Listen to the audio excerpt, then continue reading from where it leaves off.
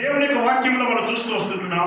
దోతానికి వచ్చినప్పుడు ఎంత దురాలోచన వరకు ఎదుర్కొంటున్నారని చదవండి, ఒకసారి చదవండి. దూరం నుండి అతను చూచి చూసారా, అతను చంపుటకు ఏమండి తప్పిపోయిన కుమారుని కూడా తండ్రి ఎక్కడి నుండి చూశాడు? దూరం నుండి చూశాడు. కానీ తండ్రి దూరం నుండి చూసి ప్రేమించాడు. అన్నదమ్ములు దూరం నుండి చూసి హత్య చేయడానికి ఇష్టపడుతున్నాడు. అర్థమైందా? కనుక సహోదరునికి తండ్రికి ఉన్న వ్యత్యాసం ఇది. తండ్రి ప్రేమ చూపించేవాడు, తండ్రి జాలి చూపించేవాడు, తండ్రి క్షమించేవాడు, తండ్రి ఆదరించేవాడు, తండ్రి ప్రేమించేవాడు, తండ్రి శిక్షించేవాడు, తండ్రి గద్దించేవాడు. అర్థమైంది ప్రియులారా? కనుక ఎంత శ్రేష్టమైన సంగతి. కానీ తండ్రికి ఉన్న మనస్సు వీరికి లేదు. ఎవరికి లేదు? సహోదరుడికి లేదు, సహోదరుడికి లేదు. కనుక ఇక్కడ దేవుని యొక్క వాక్యమును చూస్తూ వస్తుంటున్నాం. శెకెము అనే స్థలానికి వచ్చినప్పుడు ఎంత దురాలోచన చేస్తున్నారో ఒకసారి ఆలోచన చేద్దాం. చదవండి, కంటిన్యూషన్ చేయండి. ఇదిగో ఈ కలను కనువాడు వచ్చుచున్నాడు, ఇదిగో ఈ కలను వెలుగువాడు వచ్చుచున్నాడు. వీడిని చంపి ఇక్కడనున్న ఒక గుంటలో పారవేసి దుష్ట మృగం వీరిని తినివేసినని చెప్పుదుము. అప్పుడు వీరి కళలు ఏమగునో చూదుము రండి అని ఒకరితో ఒకరు మాట్లాడుకుని ఏమవుతాయి? నెరవేరుతాయి అంతే. అర్థమైందా? ఏమవుతాయి? ప్రియ జాగ్రత్తగా గమనించండి. చాలాసార్లు మనుషులు ఏమనుకుంటారంటే అయిపోయింది వరకు కళ అనుకుంటూ ఉంటుంటారు. కాదు, ఆరంభం ఇది. నీకు ఒక విషయం చెప్పనా? యోసేపు యొక్క జీవితంలో ఇక్కడ మలుపు తిరుగుతుంది. ఆయన అభివృద్ధికి, ఆయన క్షేమానికి, ఆయన ఆశీర్వాదానికి మలుపు తిరిగేటటువంటి ఆ యొక్క స్థలం ఏదంటే ప్రియర దోతాను. అర్థమైందా? వీరి కలలేమవునో ఏమవుతే నెరవేరుతాయి అంతే. ఎందుకంటే వాగ్దానం నుంచి నెరవేర్చేవాడాయి. వాగ్దానం చేసిన వాడు నమ్మదగిన వాడాయి. ఏమండి, యాకోబు ఏం చేశాడు? ఆయన అత్యధికంగా అభివృద్ధి పొందుతూ వచ్చాడు కదా. పొందాడా లేదా? ఎక్కడ ఉందన్నమాట? బైబిల్లో. మరి బైబిల్లో ఎక్కడ ఉంటారు? చదవండి. 30 ఆదికాండము 30 43 వచ్చింది. చదవండి.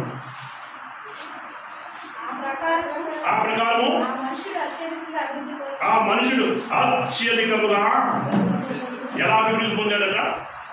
అత్యధికంగా అభివృద్ధి పొందాడు. ఎందుకు పొందాడు? ఎలా పొందాడు? ఎప్పుడు పొందాడు? ఎవరి ద్వారా పొందాడు? స్పెషల్లీ మీకు సమాధానం ఒకటి రావట్లా. అర్థమైందా? ఆయన అత్యధికంగా అభివృద్ధి పొందడానికి గల కారణం ఏమిటో తెలుసా? వాగ్దానము. ఆదికాండం 28వ అధ్యాయం చూడండి. దేవుని వాక్యంలో 14వ వచనం చదువుదామా? 14వ వచనం నుంచి నీ సంతానము భూమి మీద లెక్కకు ఇసుక రేణువుల వలె అగును.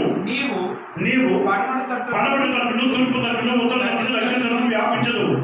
భూమి యొక్క వంశంలోని నీ మూలముగా నీ సంతానం మూలముగా ఆశీర్వదింపబడు. ఇదిగో నేను నీకు తోడైండి, నీ వెళ్ళు ప్రతి స్థలమందు నిన్ను కాపాడుచు ఈ దేశంలో నిన్ను మరలా రప్పించదు. నేను నీతో చెప్పేది నెరవేర్చే వరకు నిన్ను వీడవనని. అర్థమైంది కదా?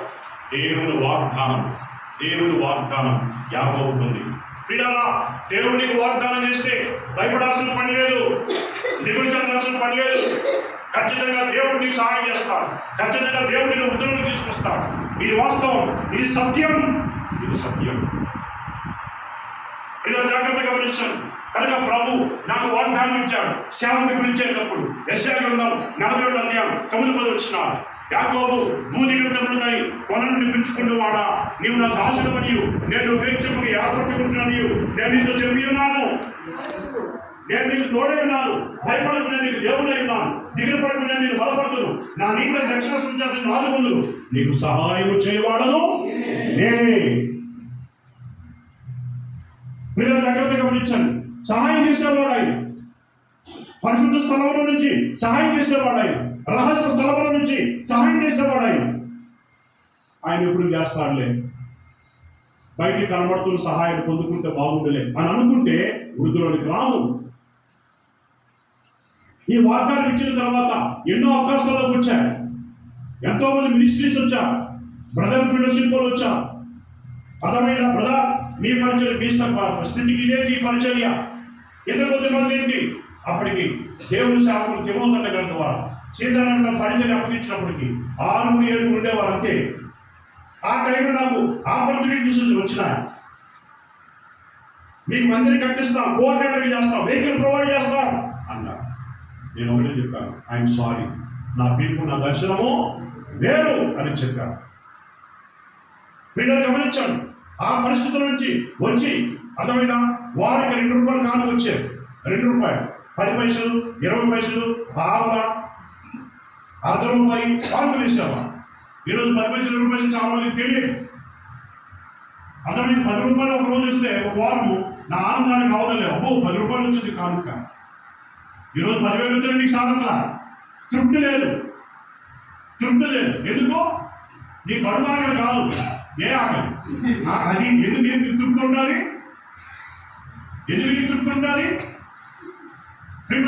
జాగ్రత్తగా గమనించాను. అట్లాంటి సమయంలో ఆ తర్వాత బొబ్బులో శామ్యులు ఆ యొక్క అమెరికన్స్ తీసుకుని మీటింగ్ పెట్టించారు. గలవరు శామ్యులు. ఏ సంవత్సరం అది? 2016 అనుకుంటా. 2016 కాదు, 2018 అనుకుంటా. 2017-18 అదే ఆ టైంలో ఆవిడ అన్నాడు, అన్నా మీ దగ్గరికి ఒక ఫార్మర్ని పంపిస్తాను అన్నాడు. నేను బాబు ఏదో మరుగ్గా సేవ చేసుకుంటున్నాను, ఆయన కనుక వచ్చాడంటే సంఘస్థలు అందరూ అనుకుంటారు, ఆహా మా పాస్ గారు అందుకే సేవ చేస్తున్నారు అనుకుంటారు. మాకెందుకు ఈ బాధ అన్నా. లేదన్నా, అంత దూరం వచ్చి పిలవాలంటే మనకు కష్టం కదా, కనుక మీ సంగతి ఎవరు తెలియదు, పంపిస్తానన్నాడు. వచ్చాడని ఆదివారం ఆరాధనకు వచ్చాడు. అది షూస్కి నాకు వచ్చి రాని English please remove your shoe అన్నాను అంతే. ఏమని రుమాలో కూర్చాడు ఆయన. వచ్చేసాడు వాక్యం, చాలా మంచి వాక్యం చెప్పాడు. చక్కని భోజనం ఏర్పాటు చేశాం, కానుక ఆయనకి ఇచ్చాను. ఆయన ఆశ్చర్యం చూస్తున్నాడు, ఇండియాలో కానుక ఇచ్చేవాళ్ళు కూడా ఉన్నారా అని. ఆ తర్వాత సాయంత్రం ఇంకో దూరగాన్ని పంపించాడు. ఆయనతో పాటు డైరెక్టర్ వచ్చారు. ఏం పేరు? మిత్రగా అర్థమైందా? పంపించారు. వాళ్ళిద్దరు వచ్చారు. ట్రాన్స్లేటర్ టైం ఇచ్చాడు. ఒక 5 నిమిషాలు సాక్షి చెప్పన్నాడు. ఆయన డైరెక్ట్ చెప్పాను. టైమింగ్స్ ఏ టైంలో ఏ మాట్లాడాలి ఎలా చెప్పినప్పుడు వచ్చేసి కౌంటర్ ఇచ్చేసి, బ్రదర్ మీరు మా మినిస్ట్రీకి కావాలి, నీకేం కావాలో అవన్నీ నేను ప్రొవైడ్ చేస్తా, దయచిన మా మినిస్ట్రీలో ఉండు అని చాలా బలవంతం చేశాడు. ఆయన సారీ అవుతుంది, నా పిలుపు నా దర్శనం వేరు, నేను రాలేనని చెప్పాను. అర్థమైందా? ఆ తర్వాత వెళ్ళిపోయాక ఆ ట్రాన్స్లేటర్ ద్వారా ఫోన్లు చేయించాడు చాలాసార్లు. ఆ బ్రదర్కి ఏం కావాలి